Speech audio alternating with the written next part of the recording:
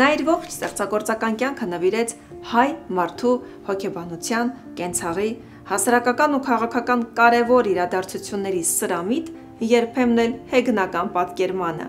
Դա էր նրա ձեռագիրը երգիծաբանի, հրապարակախոսի ու գրողի Արամայիս Սահակյանի, ով ցավալի ճշմարտությունը միշտ էլ կարողանում էր համեմել իրեն հատուկ հումորով։ Նրա ոճն իսկապես ինքնատիպ էր։ Արամայիս Սահակյանի համար հումորը պարզապես ծիծաղ հարուցելու միջոց չէր, այլ մի լեզու, որով նա խոսում էր կյանքի մասին, քաջ գիտակցելով, որ հակասությունները շատ հաճախ հարկավոր է լուծել ոչ թե քննադատությամբ, այլ երգիծական երկխոսությամբ, որովհետև հասարակության թերություններն ու ցավերը տեսնելուն զուգընթաց նկատում էր նաև կյանքի գեղեցկությունն ու հմայքը։ Արամայիս Սահակյանը մի ամբողջ դարաշրջանի խորհրդանիշ է, դարաշրջան, որտեղ փնտրում էին լավը, բարի, ժպիտը։ Դա մեր Հայաստան աշխարհի ու Հայաստան երկրի հիմնական ուղղվածությունն է ու նրա գաղափարախոսությունը։ Արամայիս Սահակյան ասել է, թե մարդ, ով իր ներկայությամբ կարողանում է ժպիտ պարգևել, ուրախություն ու նաև խորելու կարևորություն։ Արամայիս Սահակյանը ծնվել է մի ժամանակաշրջանում, երբ աշխարհը դեռ բուժում էր նախորդ պատերազմի վերքերը, իսկ նոր պատերազմն արդեն զգացնել էր տալիս իր շունչը։ Ծնվել է 1936 թվականին մայիսի 24-ին Արծվաշեն գյուղում, պարկեշտ ու հասարակ ընտանիքում։ Մանկությունն անցել է հետաքրքիր մթնոլորտում, տաթախված գյուղի պարզությամբ ու ջերմությամբ։ Ծերունի իմաստունների պատմությունները, օրորոցային երգերից առաջ նրա համար պատմվող հին ու բարի հեքիաթները, բակի անվերջանալի թվացող խաղերը նրա կենցաղն ու առօրյան էին, որ ձևավորեցին որպես մարդ ու որպես մտավորական։ Պապիկ որպես այդպիսին ես չեմ ճանաչել եւ հայրս էլ այդպես լավ չէր հիշում իրեն, որովհետեւ պատերազմից չէր վերադարձել կամ վերադարձել մահացել էր։ Այնպես որ պապիկի հերոսական անցյալի մասին ոչինչ չեմ կարող ասել, ինչ վերաբերում է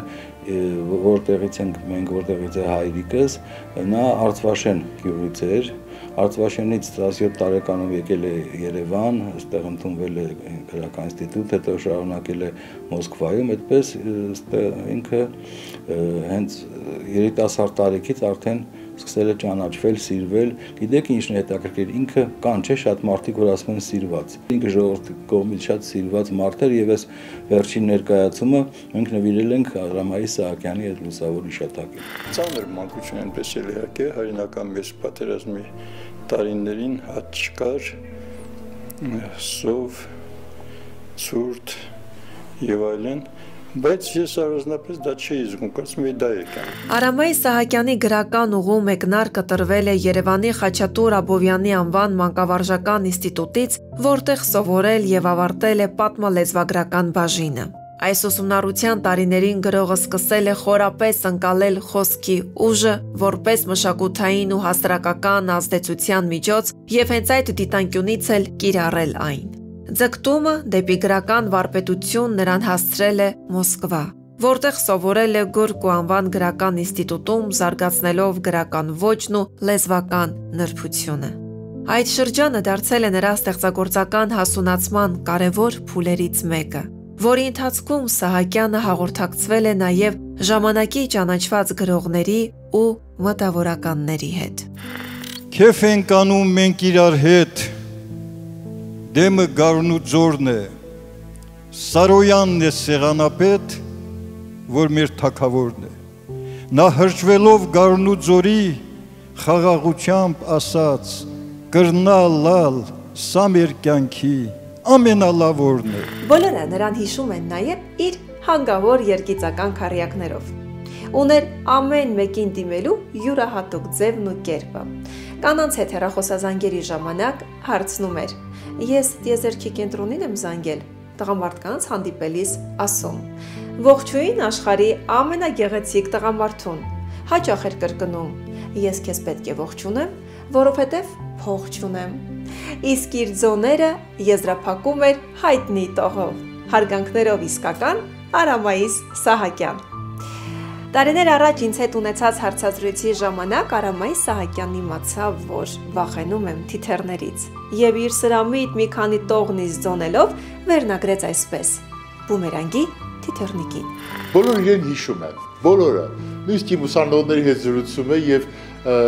հիշում են, որ իրենց նվիրված տողեր է գրել Արամայ Սահակյանը, ասենք Լաուրա, արդարությունը Բաուրա, կամ Աշոտի մասին բանաստեղծական տող է գրել, մեր կյանքը փշոտ է ու փոշոտ, բայց դու մաքուր ես Աշոտ։ Բոլորը երկու տող ունեն Արամայ Սահակյանից։ Սա չի կարող չսիրվել, իհարկե պիտի սիրվի։ Ինքը միշտ կենտրոնում է լինում, շատ սիրված էր ու շատ լավ խոսքի ուժ ուներ ինքը իրեն մեջ, խոսող ուժ ուներ։ Մի օր ուրեմն մի տղա եկավ, թե եկել եմ ծառերը կտրեմ, ուղղակի են ասեցի, թե լավ կտրի, ասեց խնդրում եմ մի բան թող գրի էլի, ինձ ասի, թե լավ դու ծառերը կտրի, ես կասեմ իրեն։ Ծառերը կտրեց, մոտեցավ, ասեց հալը մոտիկ արի, տեսնեմ ով ես, անունը ինչ է, ասեց անունս Վանբան է, ասեց Վանը, հասկացանք բանը որն է, բոլորս ծիծաղեցին, էլ խեղճ ասեց Հայրիքս ու Մայրիքս են ինձ տվի անունը, վերցրեց ու սկսեց գրել, շատ երկար ժամանակ երևի չէր կողմնոշում ինչ գրի, անծանոթ էր անունը, դա ասենք տեսնենք ինչ ես գրել, նայեցինք գրել է, լավ մարդ ես Վանբան, այդքան բան։ Ինքը շատ էր սիրում մարդկանց եւ ես միշտ իրեն ասում եմ իմպրովիզացիայի վարպետ, որտեղ կարող է հանգարց ձեզ հետ ծանոթանալ, ասել ոնց է ձեր անունը։ Դուք անունը ասում եք եւ ստեղծվում էր քարյակ։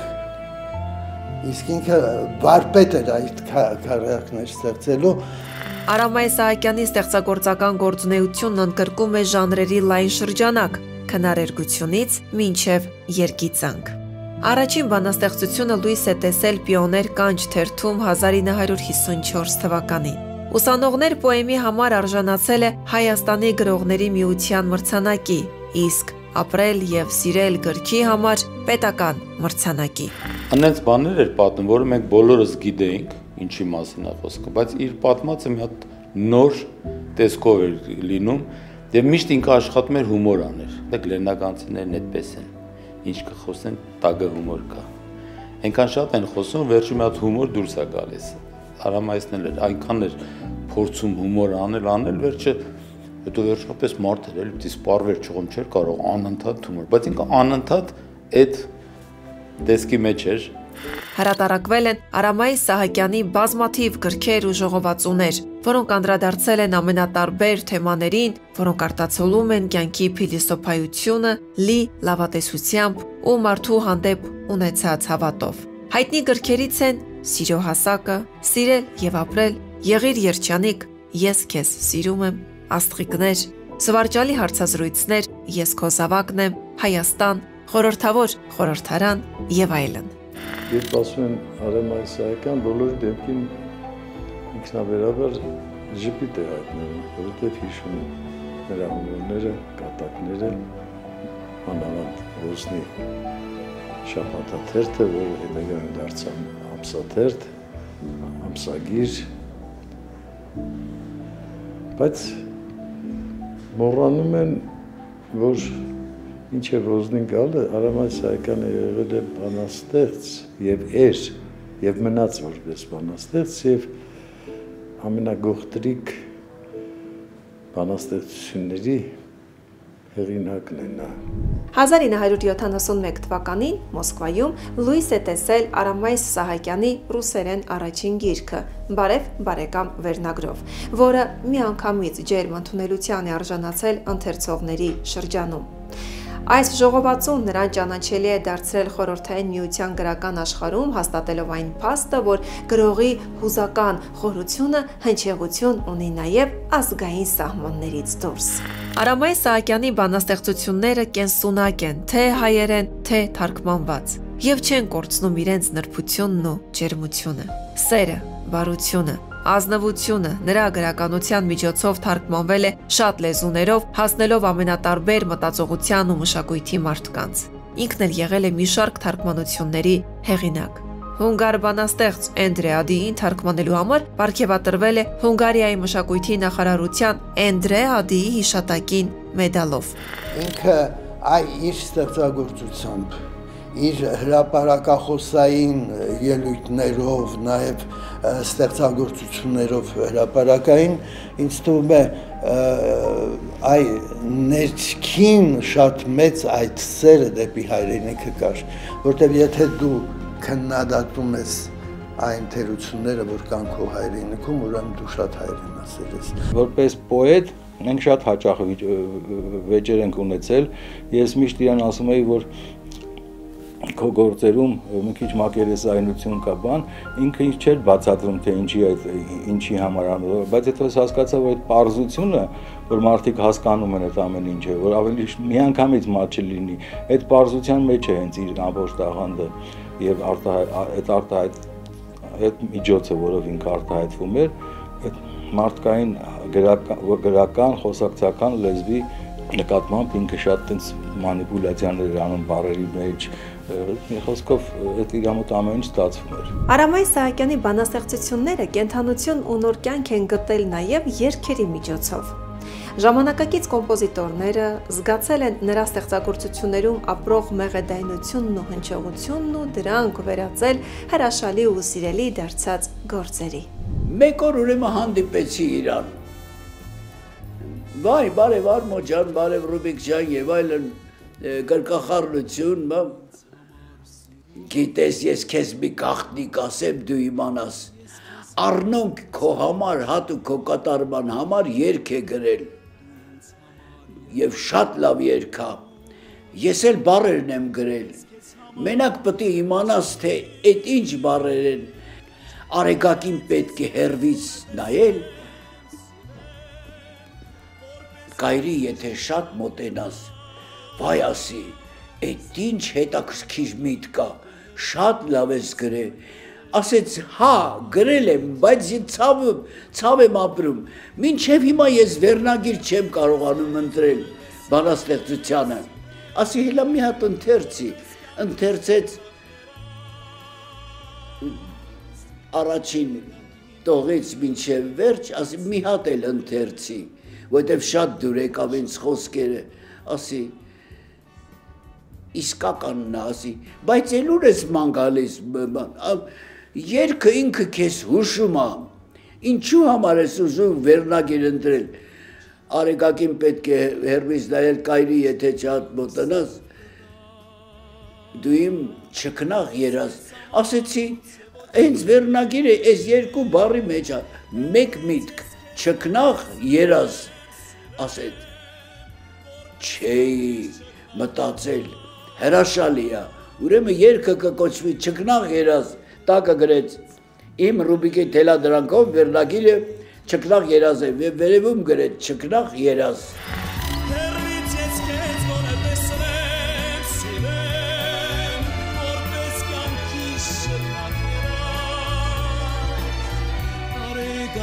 Պետք է հերվից նայել, կայրի եթե շատ մոտենա։ Որ իմանաք, թե ինչքան երգ է գրել այդ մարդը, ավելի ճիշտ խոսք, բանաստեղծություն։ Երբ ես խորանում էի, իդեպ երեք ավելի շատ զարմացա, ավելի շատ խորացա եւ տեսա, որ դա հարյուրներն անցնում են։ Մարդը գովերքել է հայրենիքը, սիրելի քաղաքը, սիրած էակին, կնոջը, ընկերոջը։ Արամայ Սահակյանի գրիչը երբեք չսրվեց որպես զենք, այլ դարձավ հասարակության հայելին, որտեղ անդրադառնում էին բոլորն ու ամեն ինչ։ Ոչ ոք չէր վրիպում մեծ երգիծաբանի հորիզոնից ու ուշադրությունից։ Նա ժպիտով ու իմաստությամբ հարստացնում էր մեր մշակույթն ու ժամանակը։ Ժամանակի գրեթե բոլոր արվեստի, հասարակական, քաղաքական գործիչներն ու մարզիկներն են անցել նրա հատու խոսքով։ Եվ այդ խոսքը երբեք չէր վնասում, հակառակը ամրապնդում էր բարեկամությունն ու ջերմությունը։ Շատերը մեծ հպարտությամբ էին ընթերցում Արամայ Սահակյանի իրենց նվիրված հեգնական տողերը։ Շրջում էինք մի շարք երկրներ տեսնելու, մեր նավում էր նաև աշխարհի չեմպիոն բռնցքամարտիկ Վլադիմիր Ենգիբարյանը։ Նավում բոլորը ամեն երեկո պետք է իրենց շնորհքը ցույց տային։ Մեկը երգեր, մյուսն արտասաներ, մյուսը կատակեր, երբ Վլադիմիր Ենգիբարյանն ասացի դու քո շնորհքը ցույց տուր,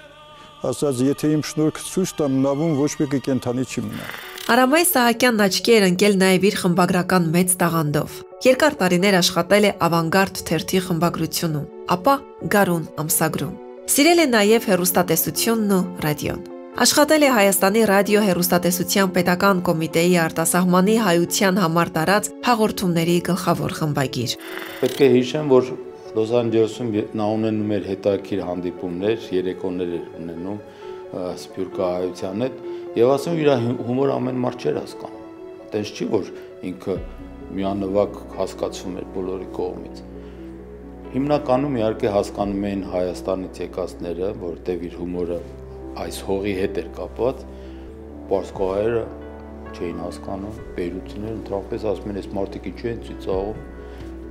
այս ինչ բան է, բայց Արամայ Սահակյանը այս երկրի, այս հողի մարդն էր եւ իր հումորն էր իր հողից էր եկած։ Արամայ Սահակյանի շատերն էին համարում Հայաստանի գլխավոր ոզնի։ Պատճառը նրա երկարամյա աշխատանքն էր ոզնի երգիծական հանդեսում, որը լույս էր տեսնում 1954 թվականից եւ որի խմբագիրները մինչեւ Սահակյանը եղել են Հրաչյա Քոչարն ու Գրիգոր Տեր-Գրիգորյանը։ Ոզնին յուրատիպ մի հանդես էր, որ ծաղրի զենքով պայքարում էր խորհրդային ու նորագույն հայ իրականության մեջ նկատելի անհարիր երևույթները, որ համարձակորեն ծանակում էր բյուրոկրատներին ու դիրք չարաշահող պաշտոնամոլներին, բանսարկուներին ու օրինազանցներին։ Թղթակցություններից զատ հանդեսում տպագրվում էին նաև երգիծական պատմվածքներ, բանաստեղծություններ ու մանրապատումներ։ Ուներ մշտական խորագրեր, ոզնու ընդունարան, ակամա երգիծաբաններ, անօգտակար խորհուրդներ, խորթ բարքեր։ Իսկ ընդհանրական պատկերն ամբողջանում էր հետաքրքիր ծաղրանկարների ներառմամբ։ Հանդեսի հեղինակության ժամանակին նպաստել են Լեռ Կամսարի, Դերենիկ Դեմիրճյանի, Նայիրի Զարյանի, Սուրեն Վահունու, Սերգեյ Արուտչյանի, Վալենտին Պոդբոմոգովի, Արա Բեգարյանի եւ իր Արամայ Սահակյանի աշխատակցությունը։ Իր մոտ պահում էր մի փոքրիկ ոզնի, բայց արձանիկ։ Այդ արձանիկը դրված էր, ասում է, սա այն ոզնին է, որ հավաքում է, բայց չի ծակում մի վախե, ինքը ծակող ոզնիներից չի։ Ինչ պատմում էի անեկդոտ ոզնում գրում էր։ Պարկեշ, տան պարկեշ չէ, Արտավազ Տեղոյանն ասեց էս, ասում եմ, արա, մայիս, հեի կանունս խայտարակ ես, ես քո հետ ընկերական եմ խոսում, դու տապում ես։ Բայց որ համով մարդ էր, ինչ ուզում եք ասեք։ Շատերը դժգոհում էին, ասում էին հումորները իր մի տեսակ խրթին են, ոչ խրթին չեն, դողատակ կար, պետք էր հասկանալ։ Արամայ Սահակյանն աշխատել է նաև Հայաստանի հանրային հեռուստաընկերությունում, որտեղ շուրջ 10 տարի ղեկավարել է Ծիծաղի տուն սիրված հաղորդաշարը, հյուրընկալելով ժամանակի արվեստի ամենակարկառուն մշակներին ու հասարակական քաղաքական այրերին։ Մեր սիրված երգահան կոմպոզիտոր դաշնակահար Մարտին Վարդազարյանի հետ սրճարան էին գնացել մի շատ գեղեցիկ աղջիկ Գայանի անունով, ուրեմն մատուցում էր, այնքան գեղեցիկ էր, որ ասի Մարտին ոնց անեք, որ նա հաճախ գա։ Ասեց ես ձևը գտել եմ։ Հիմա ես նրան կառաջարկեմ, որ խաղողի ողկույզները եւ զեյթունի հատիկները մեկիկ բերի։ Հատ բերի, որպեսզի տեսնենք։ Երբ երրորդ տալիքին մեզ հրավիրեց ես Կարենը, Մարտինը Վարդազարյանը նստած, սկզբից որ սկսեցինք մի տեսակ անսովոր էր էլի, այնակ իր մոտ ծիծաղես, ինչ որ բան պետք է ասես, մի հատ հրաշալի բաներ գրե, ծիծաղը սրտի զարթն է, չգիտեմ ինչի վարդն է, ով չի ծիծաղում հանկարծ, ես իմ ինչ մարդն է։ Մի խոսքով լավ էր գրում, հանգավորումը։ Ես նույնիսկ մի ֆիլմը թարգմանելուց անընդհատ իրան էի հիշում եւ աշխատում էի, որ հանգերով խոսեմ եւ այդպես էլ գնաց։ Երբ գերմանացիները գրավում են Փարիզը, հանկարծ իմանում եմ, որ մի ֆրանսուհի թութակ ունի, որը անընդհատ ասում է Գիտլեր կապուտ, գեստապոյականը լսում է այդ մասին, գալիս է ձերբակալելու, արդեն գալու է, այդ ֆրանսուհին իր թութակը փոխում է ծանոթ քահանայի թութակի հետ ու երբ որ գեստապոան գալիս է որպեսզի թութակը կրկնի ասում է Գիտլեր կապուտ թութակն ասում է Աստված ձայնդ լսի որդյա բավականին երկար կյանք ունեցավ այդ հաղորդումը եւ ինչն էր այնտեղ լավ ասեմ որ ընդունելի ես ինքս շատ հաղորդումներ եմ վարել եւ զգացի որ Արամայ Իսահակյանը այն հաղորդավարներից է, որ թույլ է տալիս իր հյուրերին խոսել։ Ես առիթ ունեցա շատ մեծ երգչուհի Վարդուհի Խաչատրյանի եւ իմ մշտական պարտներշա Հայկույ Խուդավերձյանի հետ լինել այդ հաղորդման հյուրը։ Միասին էինք երեքով էինք եւ գիտեք աննկատելի էր, իսկ դա հաղորդավարի ամենաբարձր երևի գնահատականն է ըստիս։ Արամայ Իսահակյանը լավ պատկերացնելով հասարակության հիմնախնդիրները ինքն էլ իր մասն ու բաժինն է ունեցել դրանց լուծման համար տարվող աշխատանքներին։ Ուստի պատահական չէր, որ նա 1990 թվականին ընտրվում է Գերագույն խորհրդի падգամավոր։ Բացառիկ եմ համարում իր վերաբերմունքը բոլոր նշանավոր մարդկանց Արարատ 73-ի բոլոր նշանավոր ֆուտբոլիստների մասին ինքը ակնարկներ ու զրույցներ ունի կամ ունի նշանավոր մարդիկ խորհրդարանում, գրողները խորհրդարանում։ Իհարկե մեր խորհրդարանը ինք կոչում էր խորհրդավոր խորհրդարան, բայց այնտեղ են նարեկացին, այնտեղ է ֆրիկը, որ գալիս է խորհրդարան իր բողոքով, իր գանգատը արտահայտում է խորհրդարանում ֆրիկը։ Ասելիքս հետևյալն է, սիրելի բարեկամներ, որ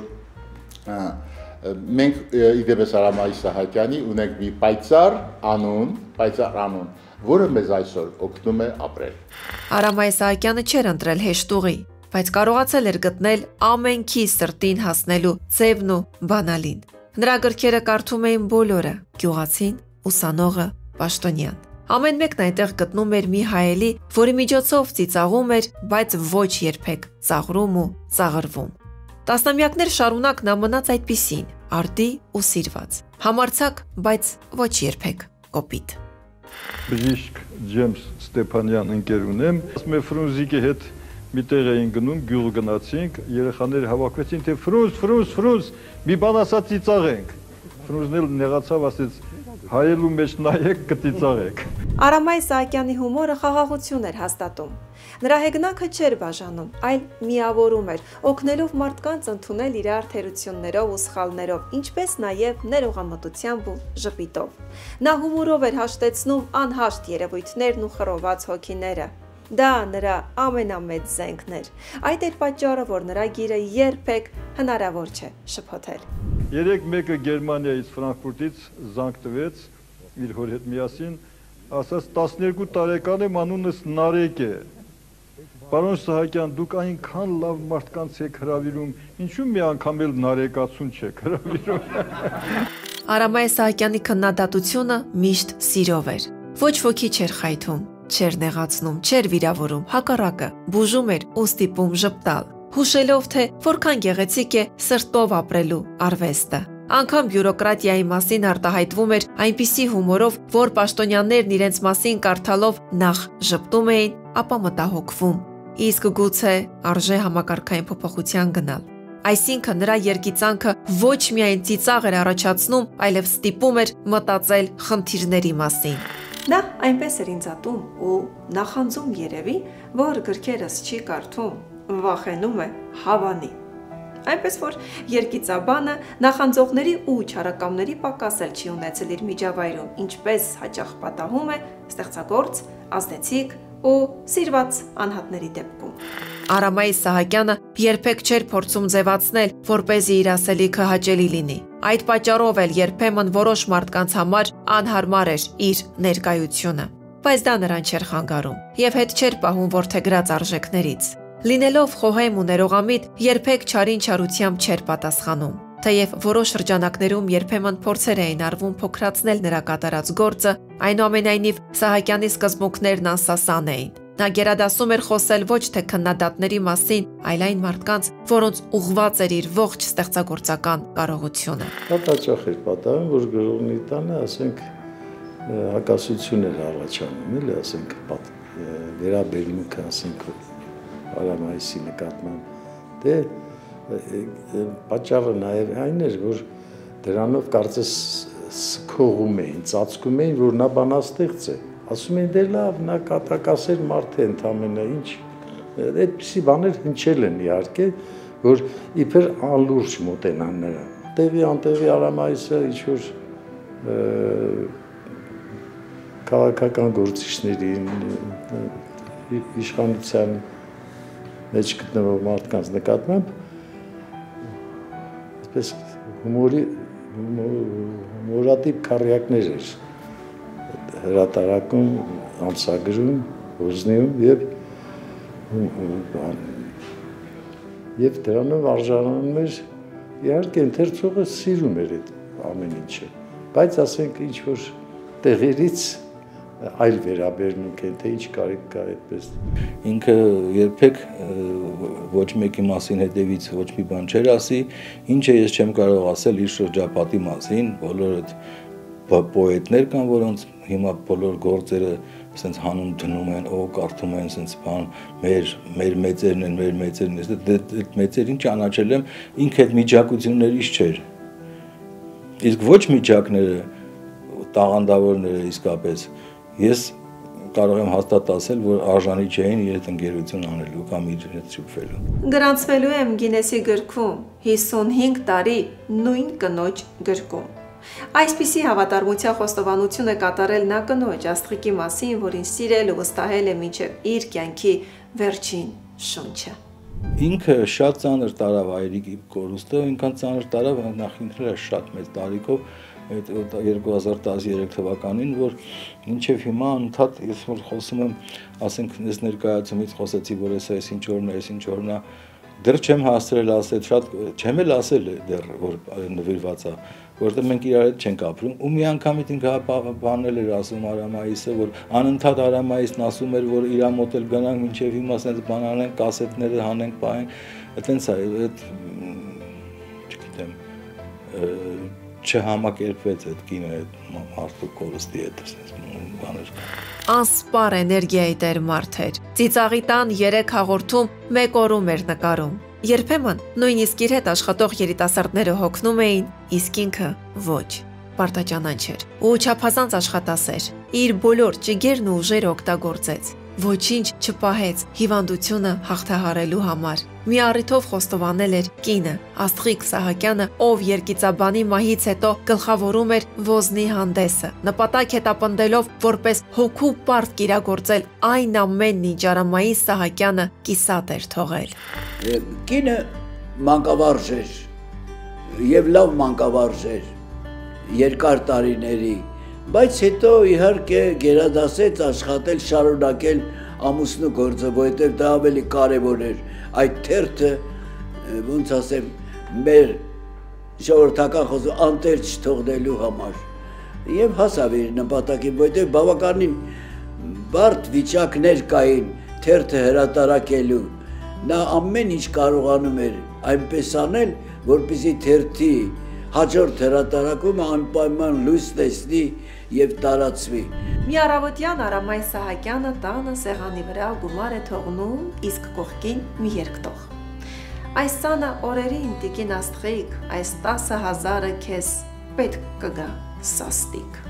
Արամայիս Սահակյանն իսկական ընտանիքի մարդ էր, լավ ամուսին, լավ հայր ու լավ պապիկ։ Պահպանում էր ավանդույթները, յուրահատուկ նվերներով ու իր սուր խոսքին հարիր երկտողերով շնորհավորում էր բոլորի ծննդյան տարեդարձերը։ Բոլոր դժվարությունները հաղթահարում էր շփիտով, հումորով ու լավատեսությամբ։ Մութ ու սուր տարիներին, երբ որ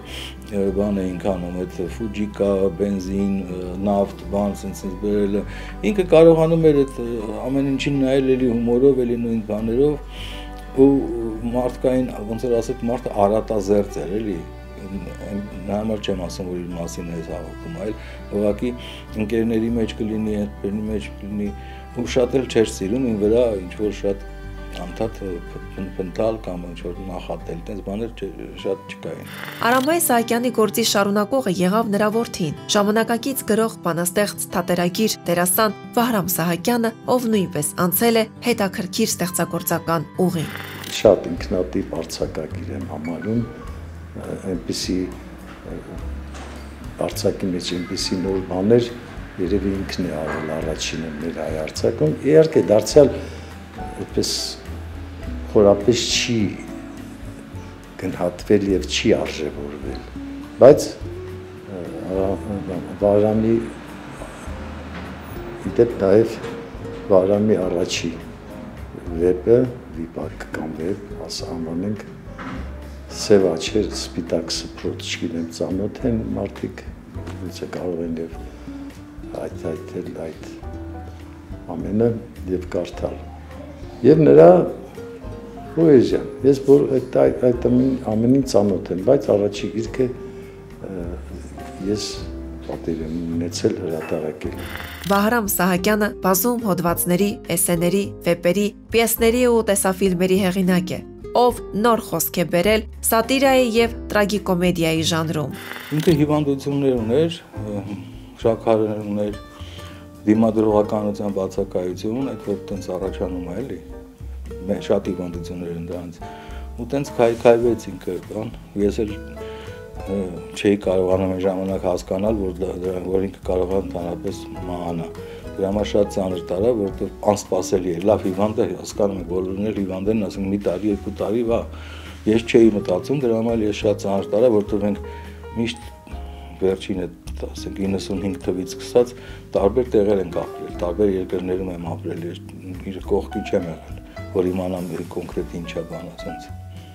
լավ ավատը տենց։ Արամայիս եւ Վահրամ Սահակյաններն արվեստի գործիչներ են, ովքեր կարողացել են հասարակության խնդիրների մասին բարձրաձայնել երգիծանքով ու հումորով, ովքեր ծիծաղի ու հեգնանքի միջոցով կարողացել են արծարծել հրատապ թեմաներ։ Այս ամենը վկայում է նրանց մեծ տաղանդի ու հեղինակության մասին։ Ցավոք, Արամայիս Սահակյանը երկարատև հիվանդությունից հետո 77 տարեկանում 2013 թվականի մարտի 14-ին հեռացավ կյանքից, թողնելով բացառիկ ժառանգություն։ Իր կյանքի բոլոր փուլերում Արամայիս Սահակյանը մնաց նույն բարի ու ազնիվ պատանու հոգուտեր մարդը, ով թեև կորուստներ էր ունեցել, բայց գտել էր մի ամբողջ ազգի սերը, բարեկամությունն ու ջերմությունը։ Նրա ժառանգությունն այսօր էլ ապրում է մարդկանց հիշողություններում, որովհետև ապրեց այնպես, ինչպես գրում էր՝ պարզ, խորիմաստ ու սիրով լեցուն։ Մի կորցրեք ժպտալու աստվածատուր կարողությունը։ Կհանդիպենք։